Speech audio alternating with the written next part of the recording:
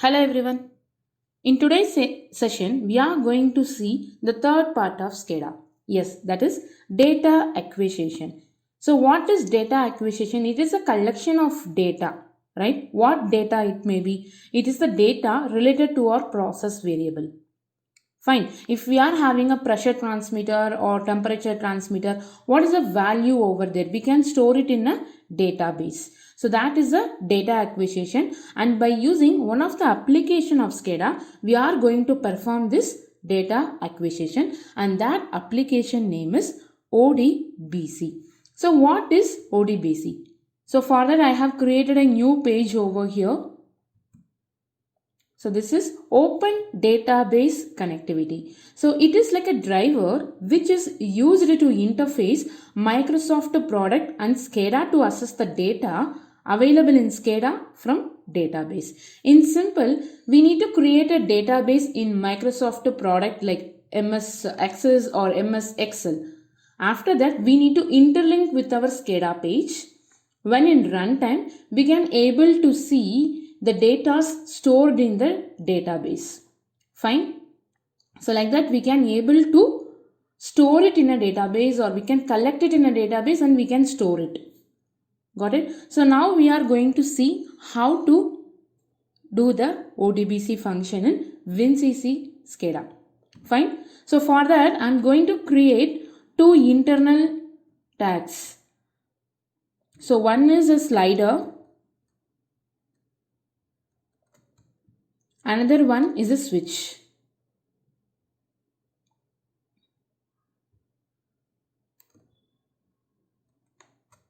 Right? And I'm going to name this as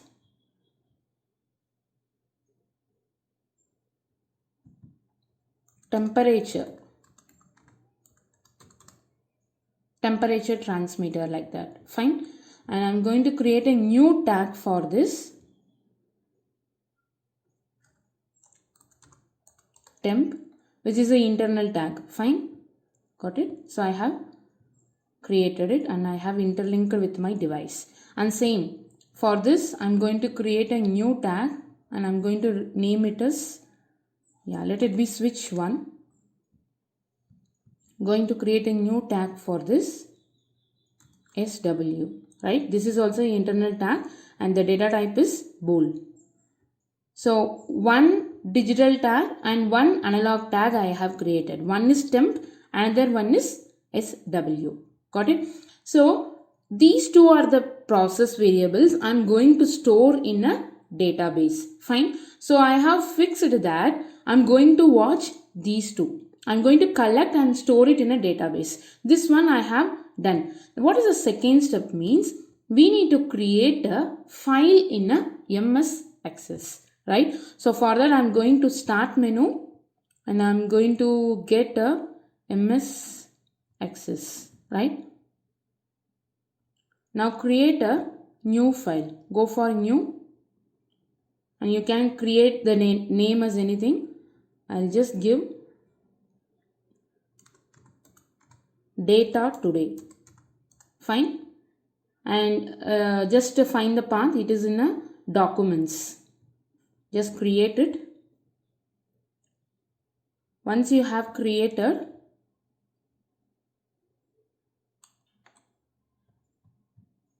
go to design view.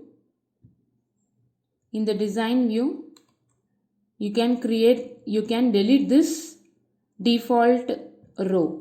This row is automatically created when you are creating the file. So just delete it. Once you have deleted, go for file, save as. So you have to save it in a format of 2002 and 2003 format. Right? So I'm going to save this as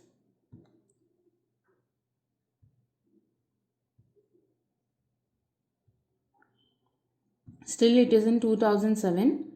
So just save it in the manner 2000.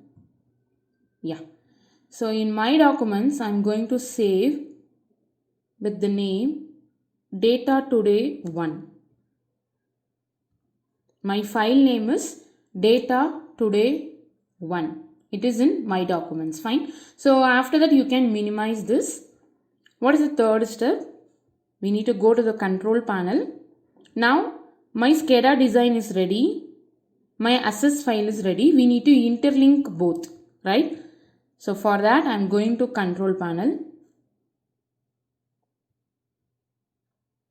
In control panel you can find this performance and maintenance. Click on that.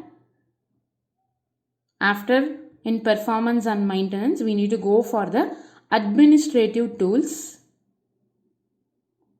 In that there is a option called ODBC. So by using this data source only we are going to interlink both of our application, right? Click on that. So here we need to create a new one, right?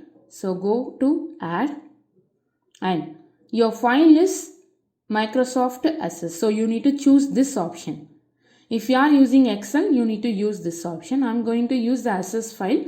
So I am preferring this file.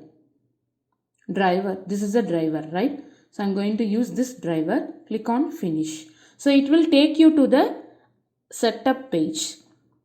So data source name is very, very important. Okay. So the name you are going to give here is the same name you need to give in your SCADA page also. So better give a proper name over here. So I'm just giving DSN1. Data source name 1, or let it be 11.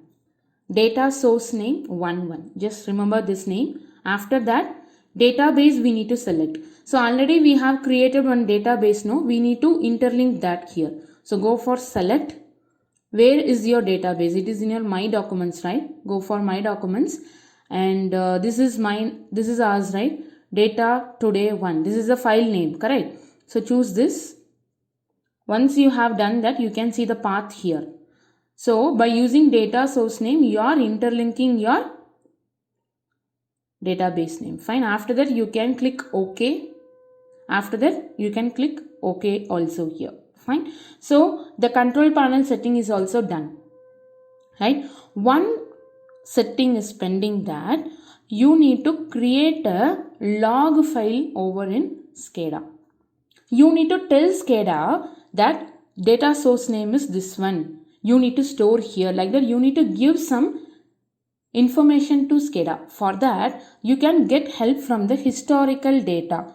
In a project tree, you can find the historical data here. Under that, go for data logs. Got it? Go for data logs. You need to create a log file here. So you can create any name. I'm just giving data log. I'm giving the name data log, and number of data. These and all will be the default one, and the storage location. So it should be a database. The database we have created, no, there only we need to store it. So you should store the database. Fine. And this should be common. This should be system one. This should be user defined. This should be user defined because we have created the database, right? So you should choose the user defined. And this is the data source name. We have created the data source name, no? DSN11. Got it? So this is the data source name we have created. Right? So logging method should be circular only. So apart from that, no other settings needed here. That's it. Right? So now go to tag page. And you need to tell in the tag page that what are the tags you want to log. So we have fixed 2 logs, right? One is this temperature and one more is this SW. So we have fixed 2 tags. So just move on. You can find the data log page here. Option here, column. So in that, click and choose your data log file name. Like this. Got it? So temp SW, both are your data log files. So it is a data log file and you are tagging over here so that the status of your temperature slider and your switch will be stored in your database in the runtime. Got it? We'll check it out. Just save the project. Go for online.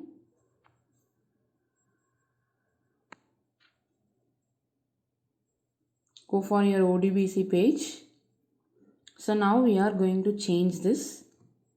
Yes, you can change and turn on this. Got it? Now go to your database page. Yes, in this it is telling certain content in the database has been disabled. Go for option, enable this content, click OK. After that, it will be creating a table over here. Just click on this. This is the data, this is our name, no? Our data log name. Click on this. So here you can see your tag name and the date and time and their respective value. Fine. So you can see the temperature range was 0, switch was also 0.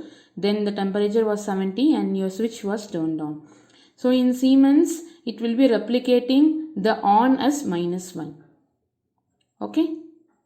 So like this, it will update. So for example, shall we just change this? Now I have made this to 100 and I made this to 0, right? So go to your database. You can refresh. So once you refresh, it will update the values over here. Yeah. So now it is 100 and 0. And you can check out the time also. Right? So like this, you can able to collect it and you can save this file for your future purpose. And you can able to replicate this in a graphical manner also. Right? It is a collection and storage of data. So by using this ODBC method, we can able to collect and store the data of our process variable. So this is ODBC. So the first method first thing we need to do is first fix what are the parameters you want to monitor. Even you can monitor everything, but for explaining, I just selected 2 parameters, right? After that, we need to go to access file and create a new one.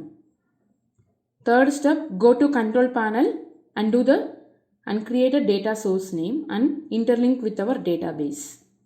Fourth step, create a data log here and tag that with your tags. So you can find the data log option over there. There you can link your log name and the same log name will be coming here as a table.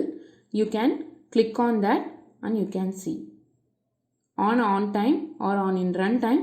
You can refresh on and you can update the values. So these are the steps we have seen. So according to the time, it is storing. Got it? So this is how we need to do the open database connectivity. We'll meet you in the next session. Bye.